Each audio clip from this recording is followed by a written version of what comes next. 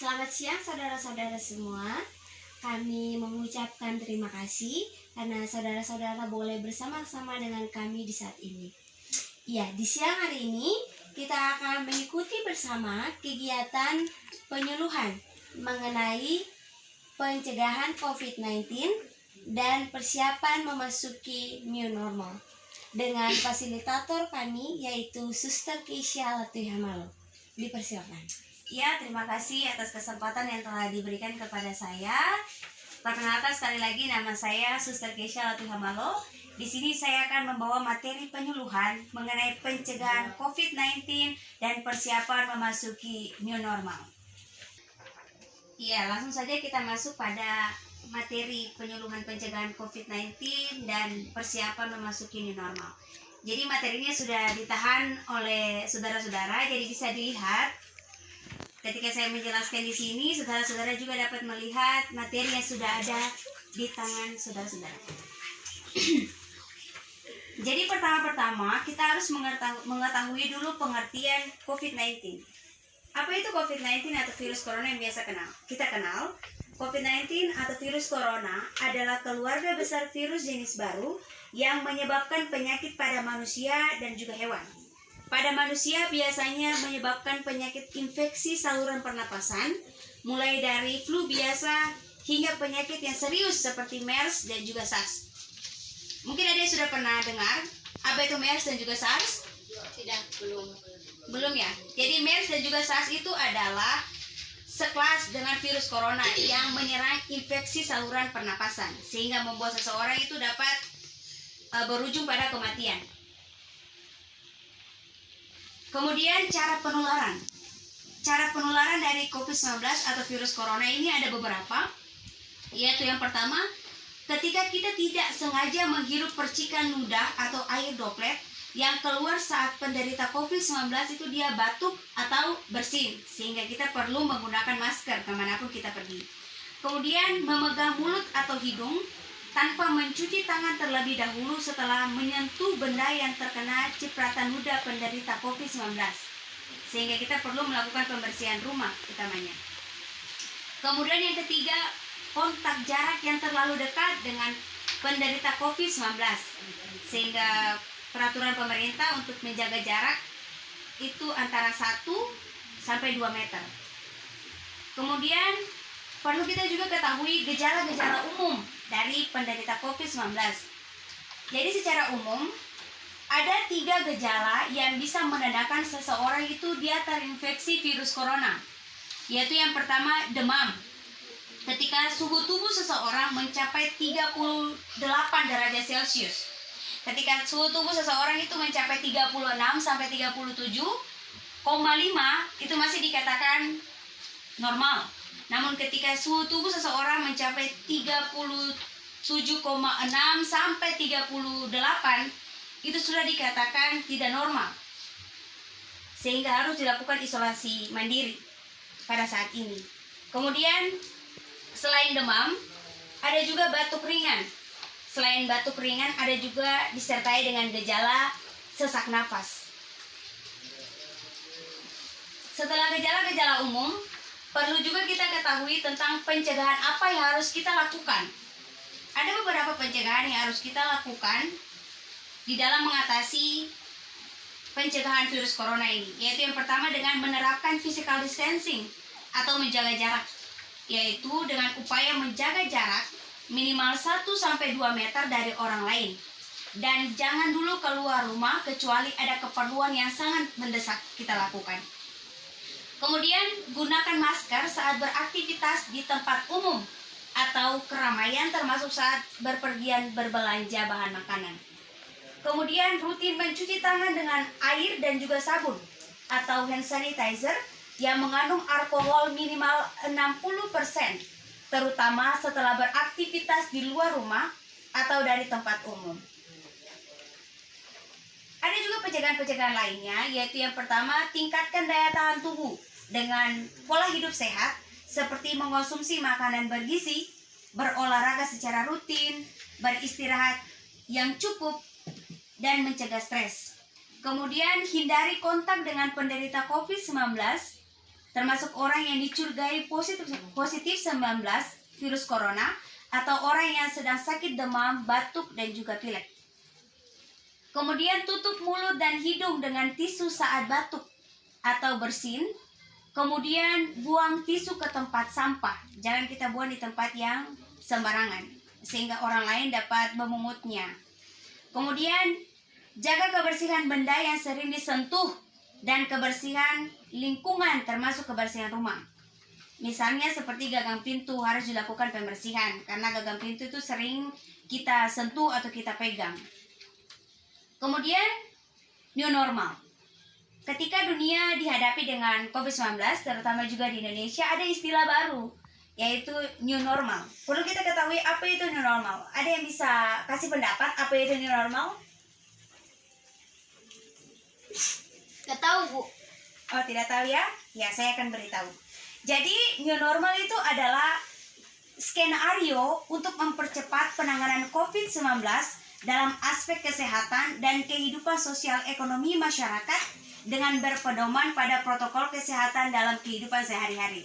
Jadi, new normal ini dimaksudkan untuk semua aktivitas itu dapat dilakukan seperti biasanya, dapat pergi ke kantor, dapat pergi ke sekolah, ke kampus, kemanapun tempat kerja kita, asalkan dengan berpedoman pada protokol kesehatan, tidak seperti biasanya. Dengan contohnya menggunakan masker dan juga tidak lupa membawa hand sanitizer kemanapun kita pergi.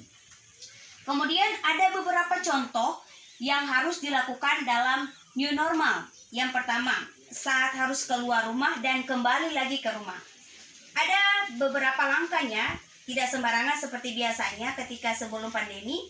Yaitu yang pertama, ketika kita keluar rumah, kita harus tetap menggunakan masker, jaga jarak, jangan berpergian keluar rumah jika tubuh kita tidak dalam keadaan yang sehat atau tidak fit. Nah, itu ketika kita ingin pergi. Dan ketika kita ingin kembali ke rumah, ada juga beberapa langkah yang harus kita lakukan. Tidak sembarangan seperti biasanya ya sebelum pandemi. Yaitu yang pertama, buka alas kaki sebelum masuk ke dalam rumah. Kemudian semprotkan disinfektan pada alas kaki maupun peralatan yang kita gunakan ketika tadi bepergian keluar rumah. Kemudian cuci tangan dengan air dan sabun. Jika memungkinkan, juga bisa tambahkan dengan hand sanitizer. Kemudian lepaskan pakaian yang dikenakan dan segera masukkan ke tempat cucian yang tertutup. Jangan gabungkan dengan pakaian yang kita tinggali di rumah dengan pakaian yang keluar tadi ya, harus dipisahkan. Kemudian mandi dan berganti pakaian bersih sebelum bersantai atau berkumpul dengan anggota keluarga. Ini perlu dilakukan untuk mencegah penularan ya. Setelah itu, sewaktu menggunakan transportasi umum, ketika tadi sewaktu kita berpergian dan harus kembali ke rumah, sekarang sewaktu menggunakan transportasi umum, bila kita harus bepergian ke suatu tempat dan menggunakan transportasi umum, ada beberapa hal yang perlu kita perhatikan. Yaitu yang pertama, selalu membawa hand sanitizer. Yang kedua, membawa botol minum sendiri. Yang ketiga, kurangi interaksi dengan menjaga jarak 1-2 meter. Dan yang keempat, pastinya selalu menggunakan masker. Setelah itu, ini yang sangat khusus ya, bagi pelajar yang hendak bepergian ke sekolah atau ke kampus ketika nantinya sudah dibuka untuk instalasi ini pergi ke sekolah atau ke kampus, maka ada beberapa hal yang harus diperhatikan. Yaitu yang pertama, menggunakan jaket yang aman dan praktis. Kemudian yang kedua, membawa hand sanitizer. Yang ketiga, membawa sabun cair di dalam tasnya. Kemudian yang keempat, membawa kotak makanan sendiri. Yang kelima, membawa botol minumnya juga sendiri sehingga tidak belanja ya atau beli di tempat lain, namun dibawa dari rumah sendiri. Kemudian yang keenam yaitu masker cadangan untuk berjaga-jaga, dan yang ketujuh harus membawa tisu basah dan juga tisu kering.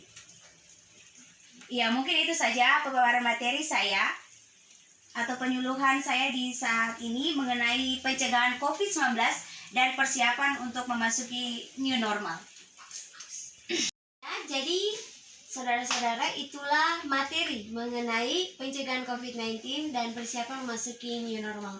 Terima kasih kami sampaikan kepada fasilitator kami, Suster Kisha, yang telah memberikan materi bahkan pemahaman kepada kami mengenai pencegahan COVID-19 dan juga persiapan untuk nantinya memasuki new normal. Kesempatan berikutnya akan ada babak pertanyaan. Mungkin dari materi-materi yang telah disampaikan tadi ada pertanyaan-pertanyaan yang ingin disampaikan. Dipersilakan. Ya, mungkin ada pertanyaan. Kalau tidak ada, Suster Keisha, saya sendiri mungkin akan bertanya. Iya. Pertanyaan saya mengenai penjelasan mengenai COVID-19 tadi, yaitu apakah COVID-19 ini atau virus corona dapat menular dari orang yang tidak menunjukkan gejala-gejala seperti pada penjelasan tadi? Oh ya, pertanyaan yang sangat bagus ya Bu ya. Pertanyaannya, apakah COVID-19 dapat menular dari orang yang tidak menunjukkan gejala? Ya, menurut saya ya, karena saya memberikan sedikit pemahaman. Jadi COVID-19 ini dia menyebar melalui percikan saluran pernapasan yang seperti yang sudah saya jelaskan, yang dikeluarkan oleh seseorang yang batuk atau tidak memiliki gejala lain, seperti yang tadi demam, dan juga ada rasa lelah atau juga ada gejala-gejala lainnya. Jadi banyak orang yang terinfeksi virus corona ini hanya mengalami gejala-gejala ringan.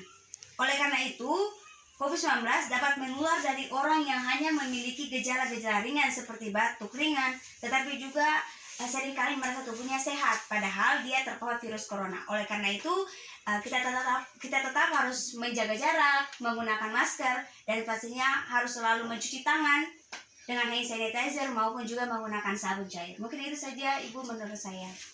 Ya, terima kasih atas penjelasannya. Ya, mungkin ada yang mau memberikan pertanyaan? Oh ya, Adek silakan Adek. Nama saya Glenn Marvin. Pertanyaan saya, apakah new normal efektif untuk dilakukan? Terima kasih. Iya, pertanyaan. Silakan duduk Adek. Ya, jadi ini pertanyaan yang sangat bagus sekali, kita berikan aplaus ya. Apakah new normal efektif untuk dilakukan? Ya, Glenn, dia pertanyaannya seperti itu ya? Ya, Bu. Ya, jadi menurut saya ya, Glenn, apakah new normal ini efektif untuk dilakukan? Ya, menurut saya sangat efektif. Mengapa?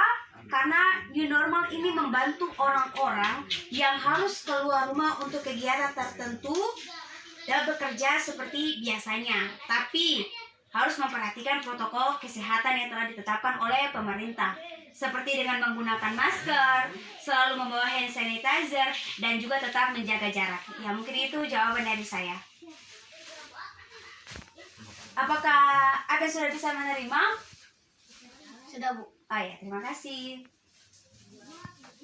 Ada pertanyaan lagi? Kalau begitu tidak ada pertanyaan lagi.